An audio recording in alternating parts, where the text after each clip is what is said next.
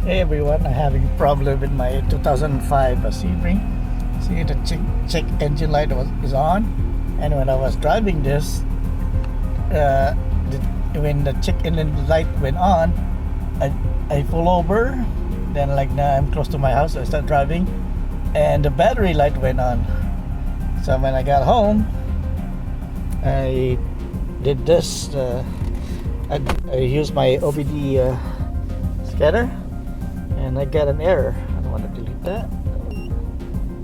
Engine, read codes, stored codes, and here's what I got. I have the camera to pick it up.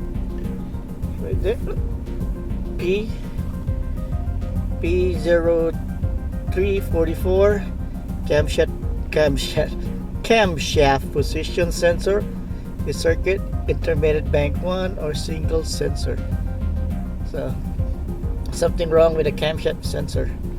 Anyway, I'm gonna show you where the camshaft for this car. So I'm gonna open up the hood and turn up the engine right now. And we're under the hood, and here is the camshaft sensor. And to check this if it's good or not, first you need to check the wiring harness. Make sure that it's okay. Make sure it's not a problem. So you're gonna trace it all the way, which I did already.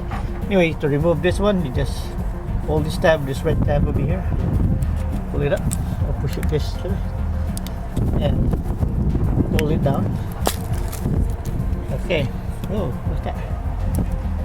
Anyway, this is the thing. I already if you get a multimeter,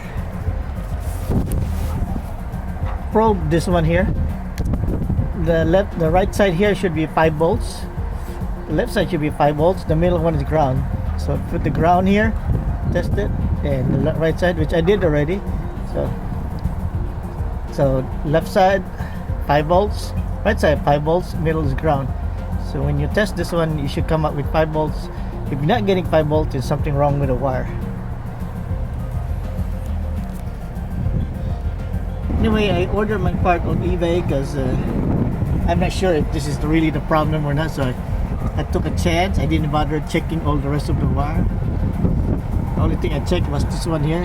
I'm getting 5 volts on each side. So I'm assuming that that's all I need to know that this is bad. I'm not sure if this is bad though. No guarantees yet. So I ordered off eBay. It was only $10. So it came into this. I'm gonna replace this now, see if it's still the problem or not. And in order to remove this, you need a wrench, a 10mm wrench to remove this one. So we're gonna do that now. Okay, this is actually an 8mm screws in there. So I'm gonna take this out, and I'm gonna video again once I'm done taking it out. Just remove these two screws, this one and this one. Two. I just loosened it with a wrench and removing it by hand. It was loose already. Just a little bit, like not even a half turn, and it's already loose.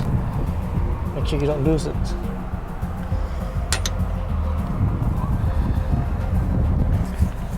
Okay, the screws are gone. Let's see, come on. That's easy. Look at that. It's already falling apart. There's oil in there. Okay, this is the one I bought off eBay. $10 one. It's the same. The back the same. Oh, don't break it.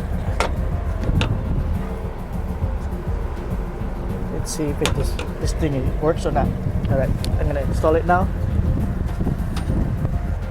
By the way, when you're installing it, make sure you put it back the same way you took it out. Same orientation. Alright, I hand tighten it.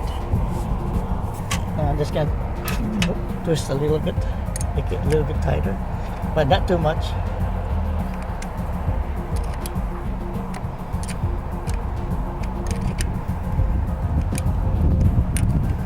Until it's snug in there.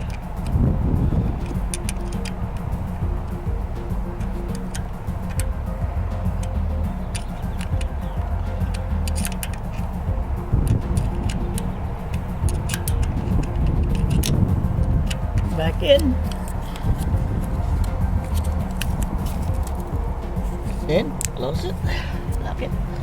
Alright, let's go back inside the car and see what happens.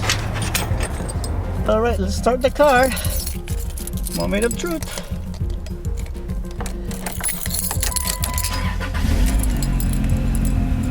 And it did not work.